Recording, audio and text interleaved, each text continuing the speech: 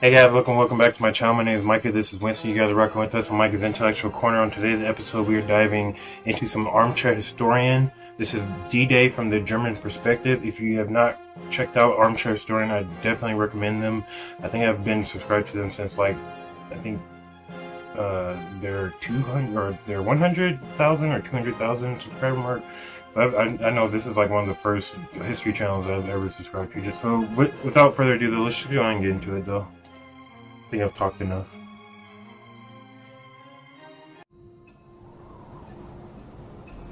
A trio of German officers stand on the parapet of the Atlantic Wall. At their head is Erwin Rommel. Zweifelt keinen Moment daran, dass die Amerikaner und Engländer landen werden. Aus ihren Schiffen wird sich eine Welle von Männern und Stahl auf unsere Strände ergießen und wir müssen darauf vorbereitet sein. Wir haben Minen, wir haben Panzersperren, wir haben den gesamten Strand aufgeklärt. Wenn wir doch nur die Panzerreserven hätten. Ob in Calais oder hier in der Normandie, es steht dasselbe auf dem Spiel. Das Schicksal Deutschlands hängt vom Ausgang der ersten 24 Stunden der Landung ab. Für die Alliierten als auch für Deutschland wird es der längste Tag werden. Hi, I'm Griffin Johnson, the Armchair Historian. The story of D-Day and its accompanying airborne and partisan operations is well known from the Allied perspective.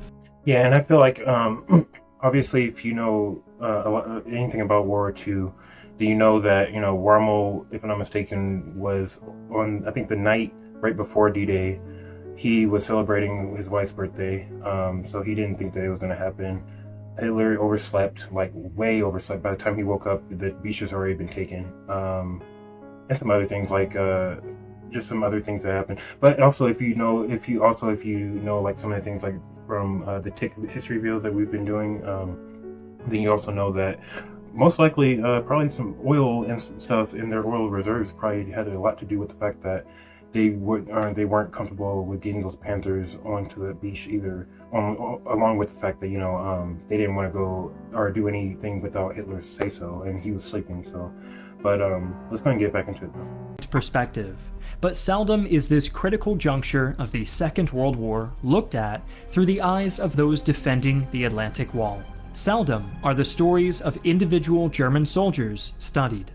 In today's episode, we will revisit our most popular video, D-Day from the German perspective, and bring you recollections from the men who saw the French sky darken with paratroopers and the English Channel teem with battleships, and knew that the end of the Reich was at hand. The D-Day landings did not take the Germans completely by surprise. On the contrary, the highest echelons of German command were well aware that an invasion was imminent and of the least possible threat.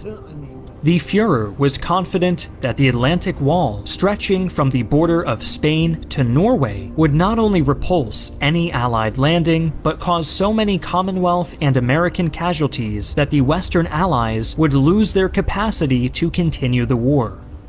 Fritz Bayerlein, a senior aide to Erwin Rommel in Africa and later commander of the Panzer Division at Normandy, held the debacle at Dieppe up as incontrovertible proof the Allies could not manage an amphibious assault.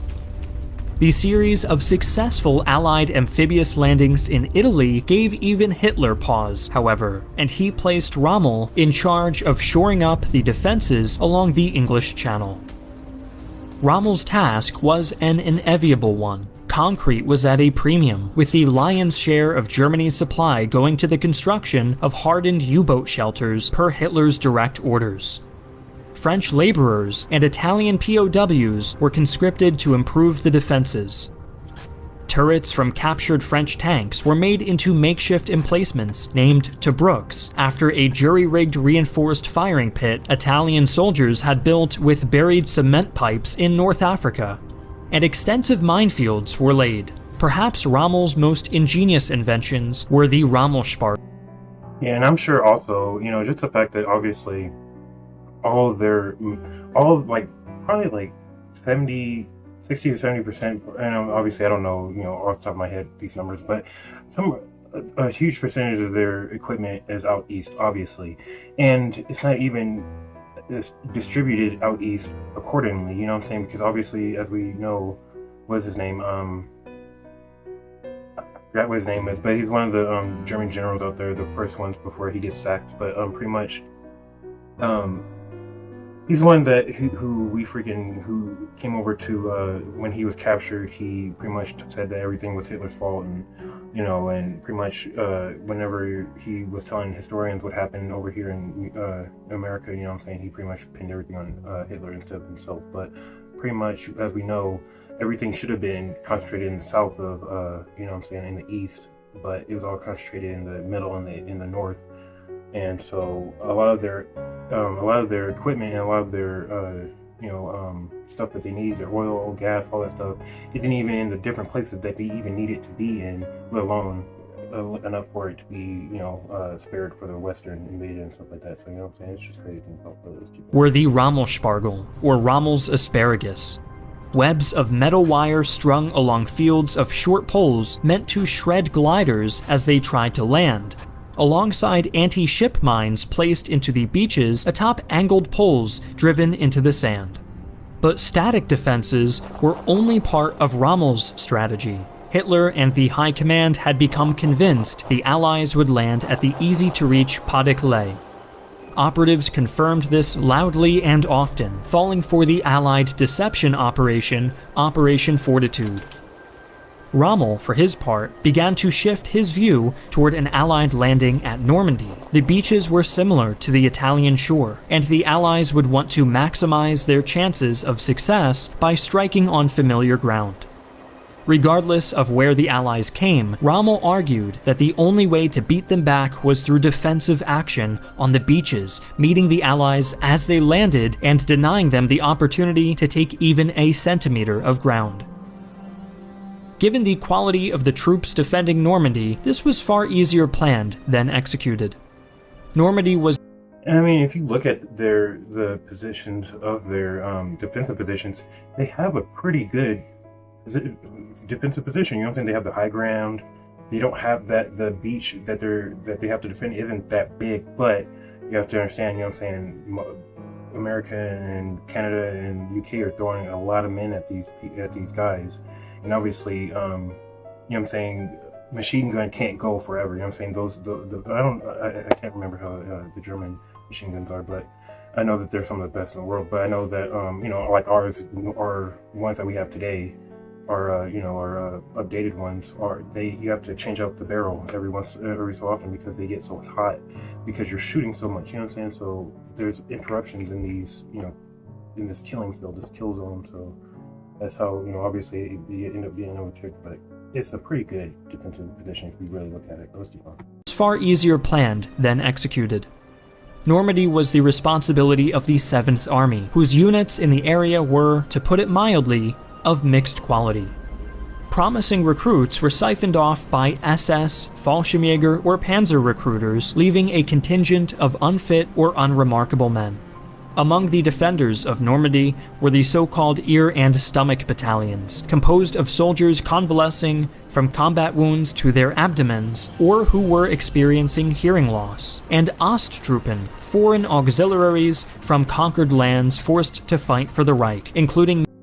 And even though, you gotta think about it though, even though those German soldiers are, battered, and technically there should be casualties, but because you can't really do a whole bunch without hearing and some other stuff. But at the end of the day, those are technically experienced, battle-hardened veterans at the end of the day. Because you only get that messed up by going through some hard stuff. So at the end of the day, I guess they traded physical attributes for maybe more mental ones, because battle-hardened soldiers are very hard to come by. But obviously not this late in the game, but lands forced to fight for the Reich, including many Soviet POWs. Naturally, most proved highly ineffective, with many deserting to join the French resistance or surrendering to the Allies at the first opportunity. The few capable soldiers either suffered from endemic fatalism, such as Captain Eberhard Wegemann of the 21st Panzer Division, who commented, "We were well aware that neither our men nor our tanks were good enough," or were almost fanatically prepared to meet their foes. This attitude was usually evinced by the younger SS troops.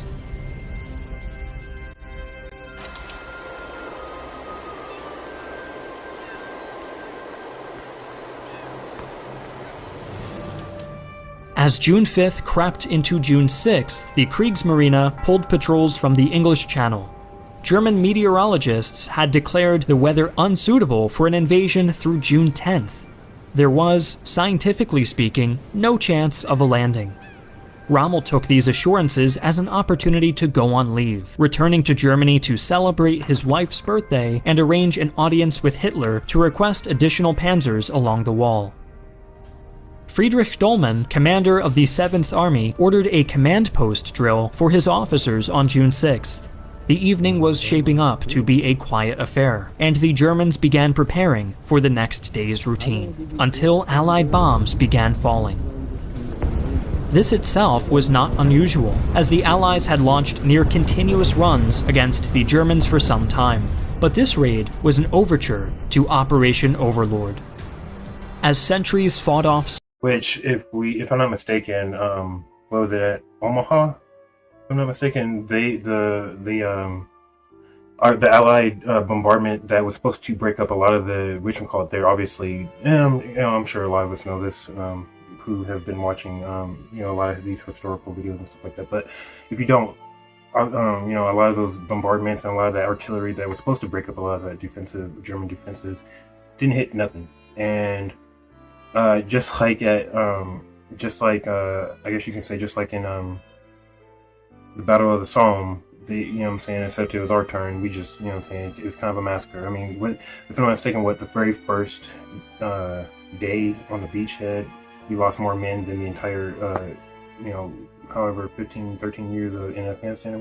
That's crazy to think about. So, yeah, it's pretty bloody, but let's keep going. As sentries fought off sleep, gliders began to make silent landings. As officers crawled into bed, paratroopers began to descend to Earth.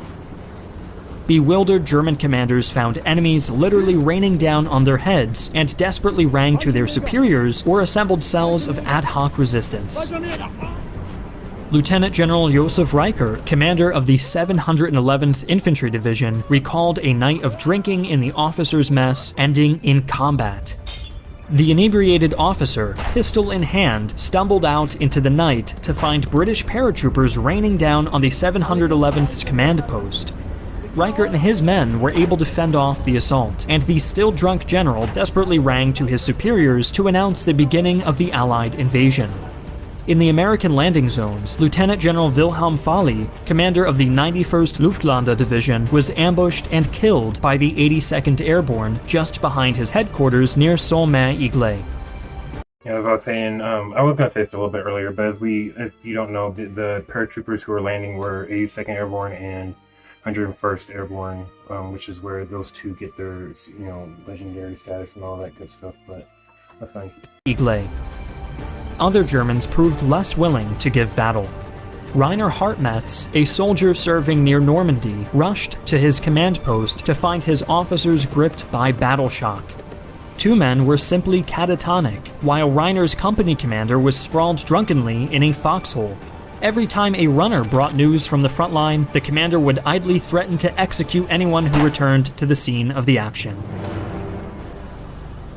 As dawn began to light up the Normandy coast, the Germans were shocked to see an Allied armada steaming toward them. With no naval forces to challenge them, the Allied landing craft and their escorts took up their positions in the English Channel. And that's when the shells began landing.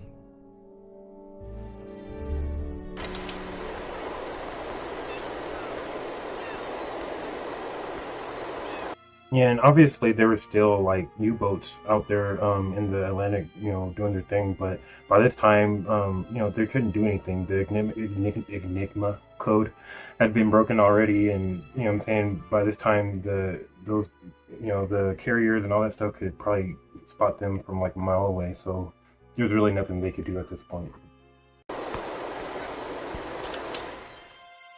The opening bombardment of Omaha Beach caught German shore batteries in the middle of preparing for gunnery practice, turning what should have been a morning of plinking in the Atlantic into a scramble for survival. Weathering this bombardment was the 716th Static Infantry Division, a unit of notoriously low quality, composed of decrepit or boyish conscripts and ill-motivated Osttruppen. The division was denied the usual allotment of artillery and heavy vehicles their peers in the army enjoyed, relying on a hodgepodge of German armaments and foreign heavy weapons. But the 716th was not alone at Omaha, as other areas were defended by the much more powerful 352nd Infantry Division. As battle was joined on the beach and American servicemen scrambled for cover, machine gunner Heinrich Zavelo of the 352nd could see the water spouts where my machine gun bursts were hitting, and when the little fountains got close to the GIs, they threw themselves down. They lay in the shallow water. Many tried to get to the most forward beach obstacles to find some cover behind them. I fired some more at the many dark foams in the water. Zavelo's senior, one Lieutenant Frerking, pitied the Americans as poor swine, even as he called more artillery strikes onto the floundering infantry. All over the beach, Zavelo could see wounded moving around on the bloody, watery slime, mostly creeping, trying to get to the upper beach and find some cover behind the shingle embankment. One by one, they would occasionally run in a crouch. As the day went on, men like Zavelo and their heavy weaponry would make Omaha the deadliest landing on D-Day.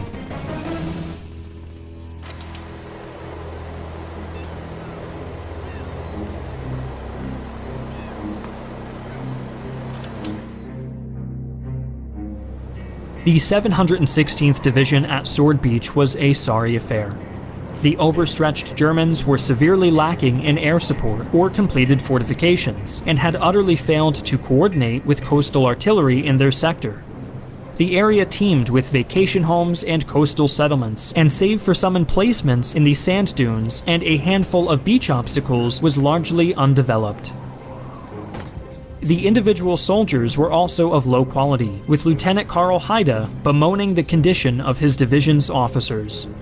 Many had been severely wounded previously. Some became unpleasant or socially inept due to their early harsh war experiences. I will not deny that some did get drunk at times. Lieutenant Schaff of the 716th noted that the rank and file were overworked and ill-motivated, too busy putting up wire and planting Rommel's asparagus to have much time for training. Indeed, the mix of Yeah, I mean, at this time, literally everything that they could muster up was already out in the east. And by this time, I mean, he was already getting pushed back, back west, they're already getting pushed back by the Red Army. So obviously that's why we see, every single unit we see is like a hodgepodge of just broken, depleted soldiers that should have been on R&R a long time ago, but are being forced because this is total war. You don't have that choice. So it's good to see.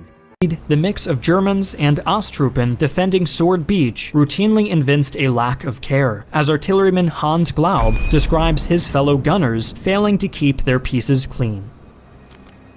Sword would prove to be a relatively smooth landing, with the Germans yielding the beach to British forces with minimum casualties. Their attitude would change when they met the more professional soldiers of the 21st Panzer Division, launching a two-pronged counterattack to the east and west of Sword. However, Major Hans von Luck, commander of the Eastern Thrust, wrote in his memoir Panzer Commander of attempting to lead the 2nd Battalion of the 21st against dug-in British paratroopers, only to be stymied by Allied aircraft and naval fire.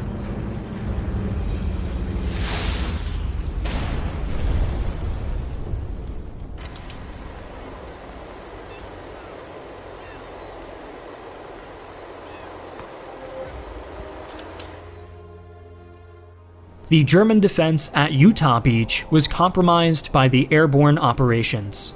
Cut phone lines had crippled their ability to exchange information, while the spread-out landing zones made mounting a large-scale defense difficult. Utah and its environs were defended primarily by the 709th Infantry Division, made up of older Germans, and the ever-ubiquitous Osttruppen, armed with a bizarre mix of weapons. French, German, Polish, even Russian armaments filled their stores, but blessed with competent leadership at least. Lieutenant General Karl Wilhelm Graf von Schlieben, overall commander of the 709th, would order an actual organized counterattack in the face of the airborne assault, arranging for the 100th Panzer Battalion to drive forward to meet the 82nd Airborne at Saint-Mère-Iglay. And at That was a nice little Pokemon reference right there, a little Easter egg, I like that. their critical bridgehead over the Mérode. The 100th would be driven back by the 82nd in spectacular fashion as the obsolete French tanks they deployed against the Americans were annihilated with bazookas and gammon grenades. But the 82nd were not the only paratroopers in the area. The 6th Paratroop Regiment, under the command of Major von der Heide, pushed out of Carentan to reinforce their ground-based colleagues. As they came upon the Americans' landing zones, the Germans were astonished at the number of parachutes left behind. Yards and yards of silk littered the fields of France. The Fallschirmjäger would push onto the commune Saint-Côme-du-Mont, where Heide climbed the church steeple and saw the endless armada in the channel. Things were not much better for the Germans on the beach proper. Lieutenant Arthur Janke commanded Fort W5, a network of bunkers and pillboxes built into the dunes over the beaches, which was all but destroyed by the morning bombings. Janke recalled how the raids obliterated his position. Avalanches of sand and concrete buried his men alive, forcing them to be dug out even as the assault on the beaches began.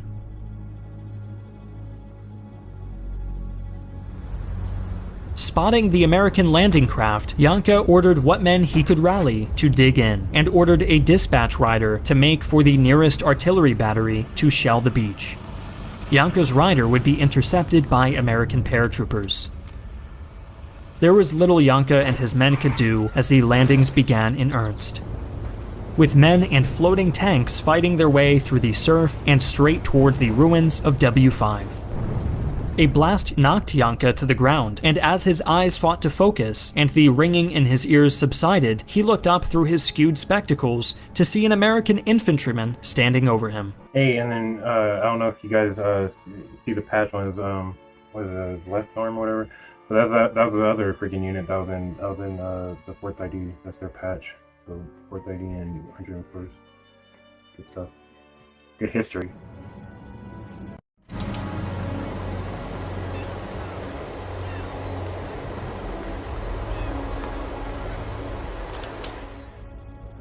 As combat intensified on Normandy and reports of paratroopers and an Allied fleet flooded high command, the General Staff thought to themselves, "This is all an elaborate ruse."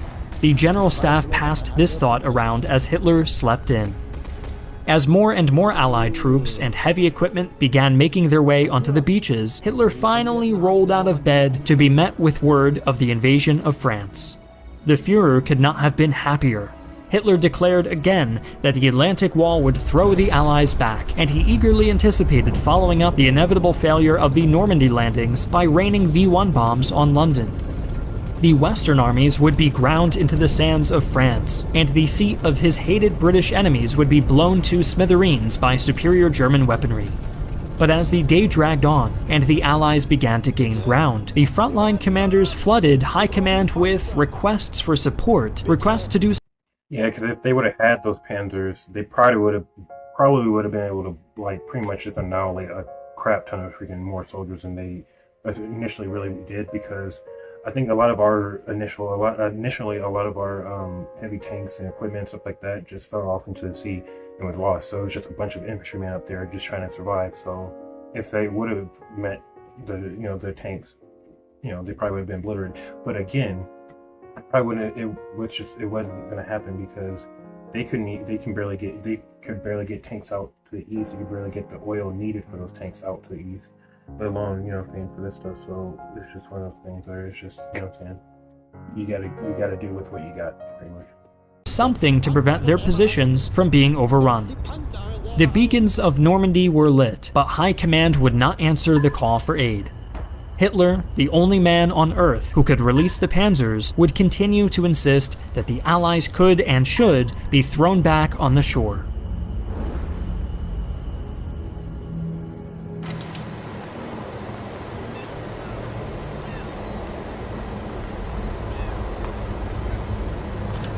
This thinking had managed to seep into some of the defenders on Gold Beach. Friedrich Wurster helped crew a battery of 4 captured Czech cannons at Marie Fontaine near the beach. Wurster firmly agreed with his Führer that the Atlantic Wall was impenetrable, an attitude he kept right up until the British overran his commander's spotting position near the shore. In the face of Allied superiority in men and materiel, Wurster and his fellows quietly surrendered. Further behind the lines, the Germans were hard at work trying to corral the French civilian population. Propaganda vans drove through Caen, ordering the population to remain indoors while the German authorities began to arrange for the evacuation of key parts of the city. At von Rundstedt's headquarters outside of Paris, telephones rang continuously, and teletypes spewed seemingly infinite messages. Combat at Gold Beach began in earnest when the first landing craft dropped their ramps. The moment the metal hit the surf, German machine guns and artillery opened up on the British troops, who fought hard to clear the beach and sweep the fortified coastal houses the Germans had worked into their defenses. Indeed, the Germans put up a fierce fight at Gold, with elements of the 352nd Infantry raining fire on the British from a cliff top over the beach at Amel, including devastating volleys from a Flak 88. The British were only able to unseat the Germans at Amel with tank support, including a mortar-armed member of Hobart's Funnies.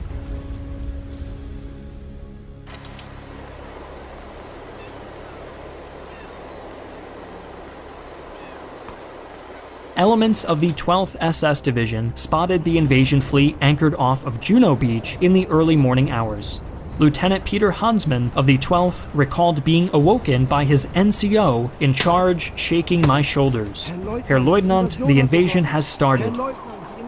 Hansmann rushed to a vantage point near Gold Beach. Looking through my binoculars, I recognized the individual outlines of ships. At irregular intervals, flashes of ships' artillery were coming from various spots. Fast boats with high, white, foamy bow waves were spitting out brown clumps of men on the beach. The lieutenant counted over 400 ships in the channel from his front row seat to the end of the Third Reich. I wanted to shout at all the generals right up to Adolf Hitler, "Over here, quickly, before it's too late. Whoever can still fight, come here. The fastest, most powerful divisions, send them here. The Luftwaffe, where is it? The Kriegsmarine, where is it? It must get here." Grenadier Hans Weiner, who defended a position on Juno dubbed WN31, recalled watching the first Tommies jumping into the sea, which was quite shallow. The bullets hit them and their boats to good effect, and I was a little surprised to see them falling. I don't know why. Weiner's position was eventually torn apart by the tanks coming ashore with the Canadians, which managed to drive inland under the barrel of 88mm cannons poised to shred them as they emerged from the surf. 88mm gunner Heinrich Zebel complained of not being able to see many tanks due to the smoke and chaos, though his gun claimed at least 2 Allied tanks before their blockhouse 2 was blown apart.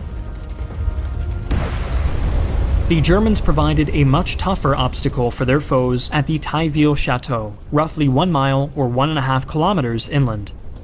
Tailleville was supposed to be the starting point for a second line of defensive works laid out by Rommel before the Allied landings came. It was a well-built strongpoint, with a full communication and command complex and underground tunnels connecting it to Tobruk turrets armed with machine guns, cannons, and mortars. The defenders managed to hold the Allies back until nearly 6 p.m. that day, with their final message before the position was taken reading, "Hand-to-hand fighting inside the command post, hemmed into a closely confined area, but still holding out. Heil Hitler." Not long after the fall of Tailleville, the Canadians began making their way toward the Luftwaffe airfield at Copycat, one of their key objectives. The commandant of the airfield ordered an evacuation, inciting panic in his ground crews. The Germans made a hurried attempt to destroy the aircraft before they evacuated, but their haste proved fatal. Attempts to raise the airfield left most of the taxiing area of the runway untouched. The takeoff runway was damaged, but not sufficiently to render it unusable, and the vast majority of the field's fuel stores were salvageable. In this one case, haste ended up less. And you know what's even crazy about this whole thing too? Like the fact that the Allies took over pretty much the entirety of the western part of the continent. You know, and obviously, after a few months, it's crazy that you know the little islands. I forget what they're called, but the little islands in the channel between France and the UK.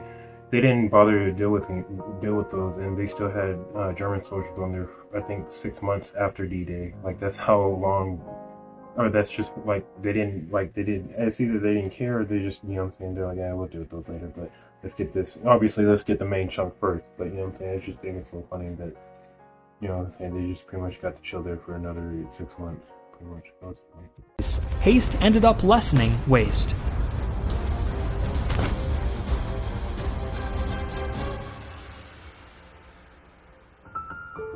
From the invasion of Poland all the way up until D-Day, the story of the Second World War is told from the perspective of the ascendant Nazi Germany, the Bronze Eagle casting a wide shadow over the history of the early war. But from the very moment the first Allied boot makes landfall in Normandy, the narrative changes, and the rest of the war is studied almost exclusively from the Allied perspective. We hope you have enjoyed hearing these personal recollections from German soldiers on Normandy, and agree with us that it is important to know the thoughts of even those on the wrong side of history, for it is only by seeing both sides of a conflict that one can form a complete picture.